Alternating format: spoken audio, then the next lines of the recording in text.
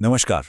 देखिए, अक्सर ऐसा होता है कि हम ग्रोथ और डेवलपमेंट यानी वृद्धि और विकास इन दोनों शब्दों को एक ही समझ लेते हैं। पर एक टीचर होने के नाते इनके बीच का जो बारीक सा फर्क है ना, उसे जानना हमारे लिए बहुत बहुत ज़रूरी है। तो चलिए आज इसी इंपॉर्टेंट टॉपिक को अच्छे से समझते हैं। हम इस पूरे टॉपिक को समझने के लिए इन 6 पॉइंट्स को देखेंगे। हम बिल्कुल बेसिक अंतर से शुरू करेंगे और फिर ये भी जानेंगे कि टीचर्स के लिए ये जानना क्यों ज़रूरी है। ठीक है, तो शुरुआत करते हैं सबसे बुनियादी सवाल से।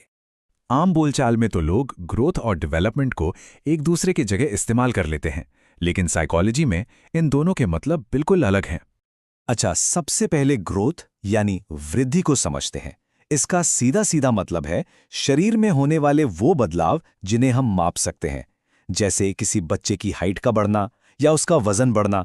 ये सब क्वांटिटेटिव चेंजेस हैं। अब बात करें डेवलपमेंट की, तो डेवलपमेंट एक बहुत बड़ा एक वाइडर टर्म है। इसमें ग्रोथ तो शामिल है ही, पर साथ ही इसमें क्वालिटेटिव चेंजेस यानी काम करने की क्षमता और क्वालिटी में जो सुधार होता है वो भी शामिल है।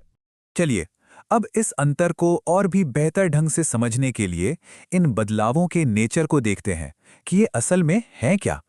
तो यहां पर सबसे क्रूशियल पॉइंट क्या है? देखिए, ग्रोथ का मतलब है हाउ मच, कितना। जैसे बच्चे का वजन 5 किलो बढ़ गया, ये एक नंबर है। लेकिन डेवलपमेंट में हाउ मच तो है ही, साथ में हाउ वेल भी है, यानी कितना बेहतर। जैसे बच्चे का अब सेंटेंसेस में बात करना सीख जाना, ये क्वालिटी इंप्रूवमेंट है।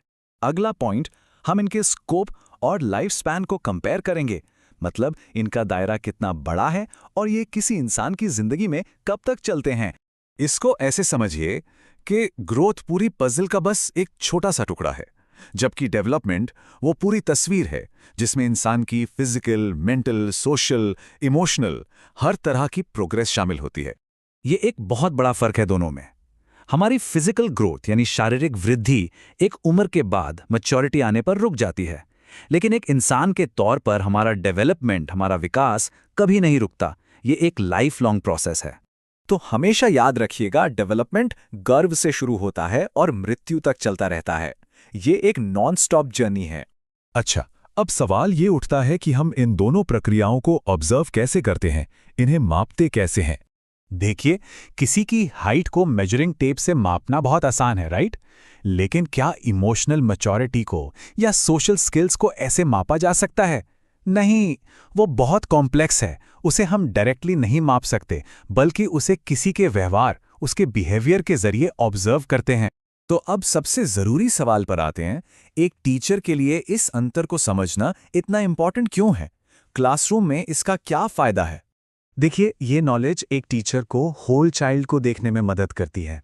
मतलब बच्चे को सिर्फ उसकी हाइट या वेट से नहीं, बल्कि उसकी पूरी पर्सनैलिटी से समझने में। इससे आप हर स्टूडेंट के डेवलपमेंटल स्टेज के हिसाब से अपनी टीचिंग लर्निंग एक्टिविटीज़ को प्लान कर सकते हैं। तो चलिए अब एग्जाम के पॉइंट ऑफ व्यू से जो कुछ भी हमने समझा है उसे पॉइंट बाय पॉइंट कंपैरिजन के जरिए क्विकली रिवाइज कर लेते हैं। तो ये जो टेबल है, ये हमारे डिस्कशन का एक परफेक्ट समरी है। चलिए एक क्विक रिकैप कर लेते हैं। ग्रोथ क्या है? क्वांटिटेटिव, यानी जिसे मापा जा सके। और डेवलपमेंट, ये क्वांटिटेटिव भी है और क्वालिटेटिव भी। ग्रोथ शारीरिक है, फिजिकल है और मैच्योरिटी आने पे रुक जाती है। पर डेवलपमेंट वो तो लाइफ लॉन्ग प्रोसेस है जो कभी नहीं रुकता। वो हमारे फिजिकल, मेंटल, सोशल, इमोशनल हर पहलू को कवर करता है। तो इस पूरी जानकारी के बाद आखिर में ये सवाल आता है जिस पर हमें सोचना है। एक भावी शिक्षक के रूप में हम अपनी क्लासरूम एक्टिविटीज़ को ऐसा कैसे डिज़ाइन करें जो हर बच्चे की सिर्फ ग्रोथ ही नहीं, बल्कि उसके होलिस्टिक डेवलपमेंट को सपोर्ट करे। इस पर विचार ज़रूर कीजिएगा।